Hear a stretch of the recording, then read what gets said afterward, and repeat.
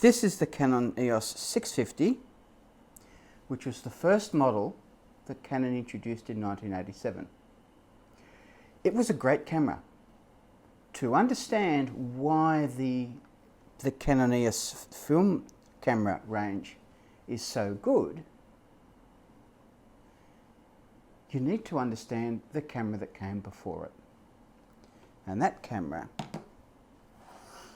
is the T90.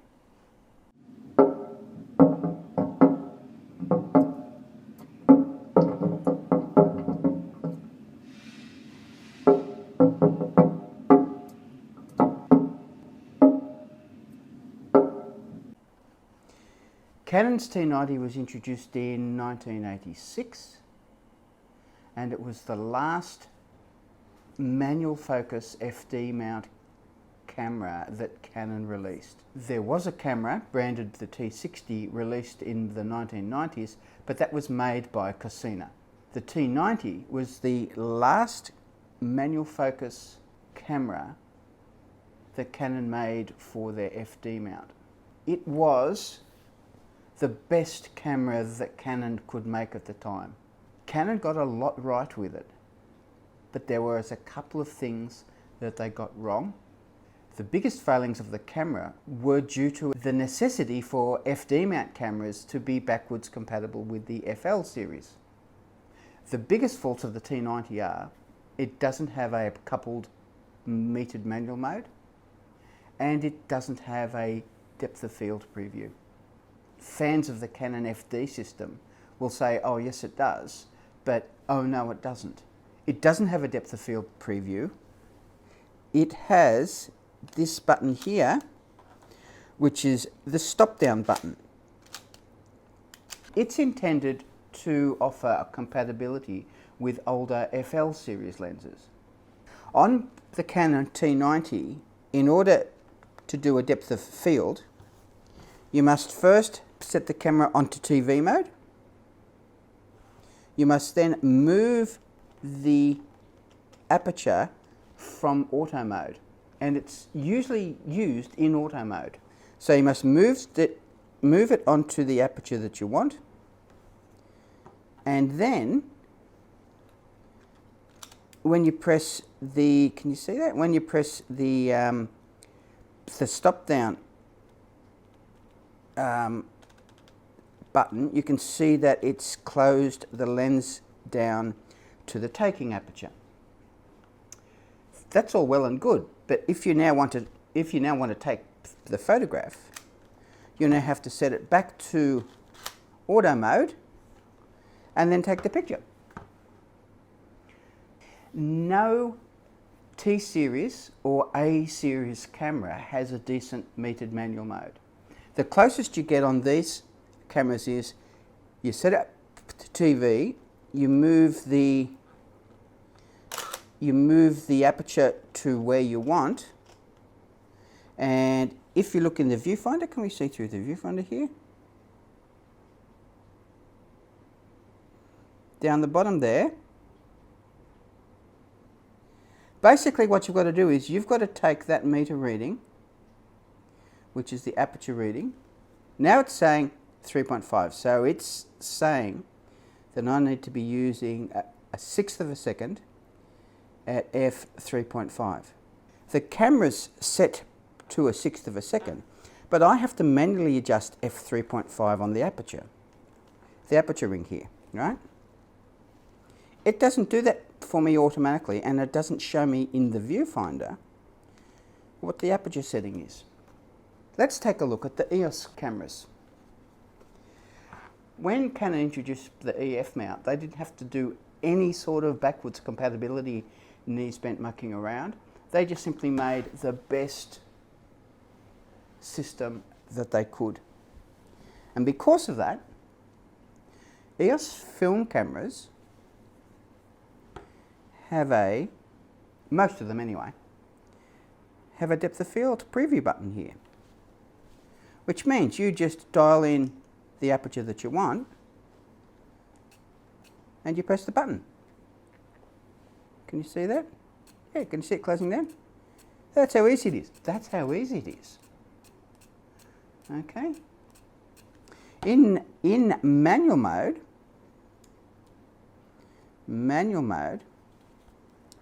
it shows you, you can see there we go, you can see it's changing the shutter speed here. There's a second button on the front here, M.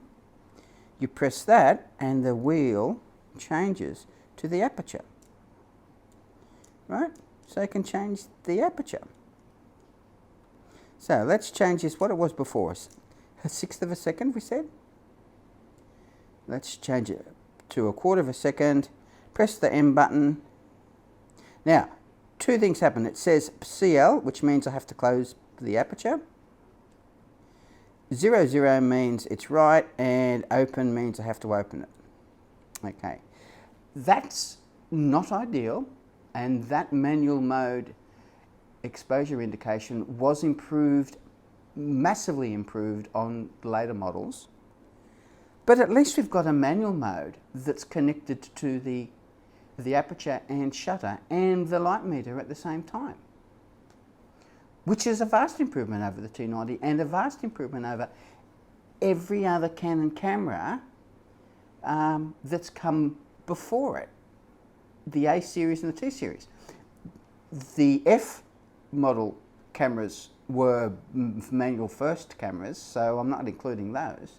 But for everything else, this is vastly superior. Okay, you've actually got a manual mode. Now, by the time the EOS cameras came out, Canon were realizing two things.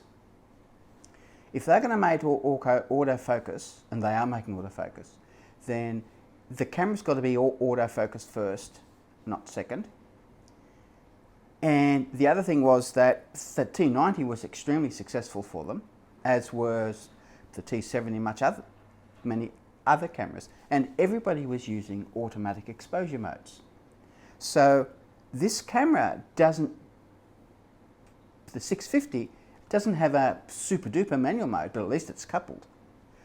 But everybody was using TV or AV anyway. So it's all good, it's fine, it's perfect. Well, I want to speak a little bit more about the Canon T90s. I've actually got two here. This one popped up on eBay as a parts camera because it had been modified. Let's have a look at the two cameras.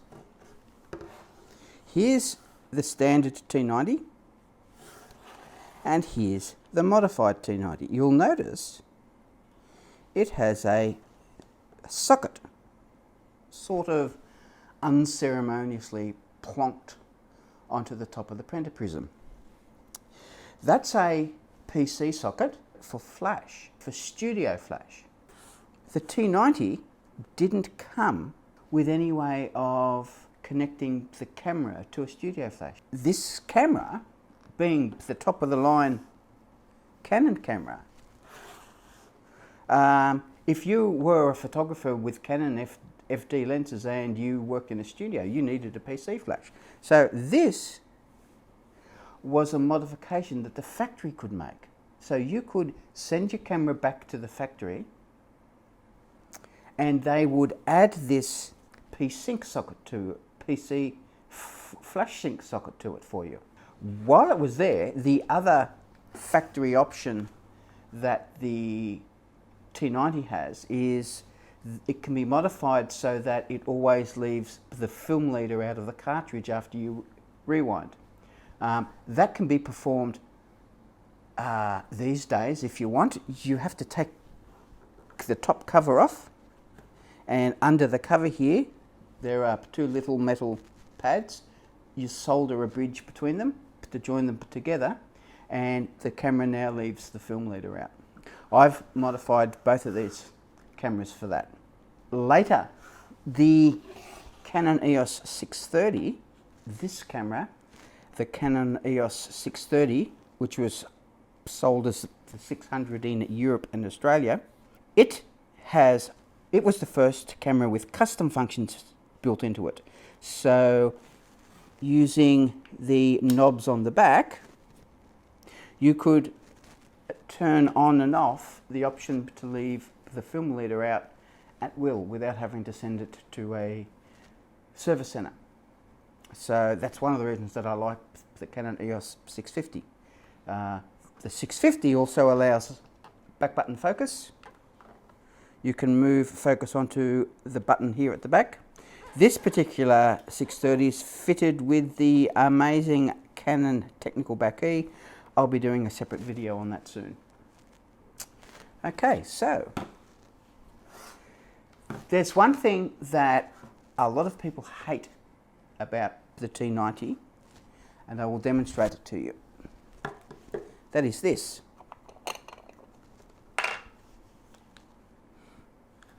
This is the Canon 50 f1.8, but this happens with any lens, and that is when you put a lens on it, it doesn't stand up anymore. Can you believe that? It doesn't stand up. Now, the wide-eyed around you will say, but Vaughan, this T90 is standing up. I'm going to describe a very quick modification you can make to solve one of the biggest problems with the T90. To do this, you need a bit of foam rubber. This is the kind of foam rubber that is used for weather sealing, weather strips around windows and doors. Okay. You need a little bit of this. You need some scissors. You get your camera. Now, see how there's a step there? That's the problem. We need to put something in that step there to hold the camera up. So, what we're going to do is this. We're going to get our foam rubber. We need about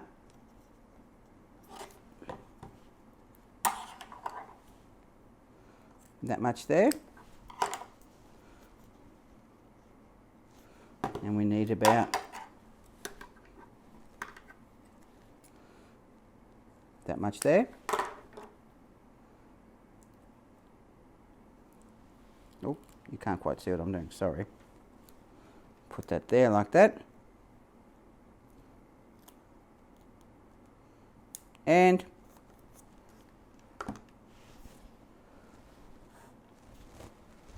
guess what? This has been a public service announcement by the Canon T90 Appreciation Association. Just throw money at me. Don't care how. Throw money at me.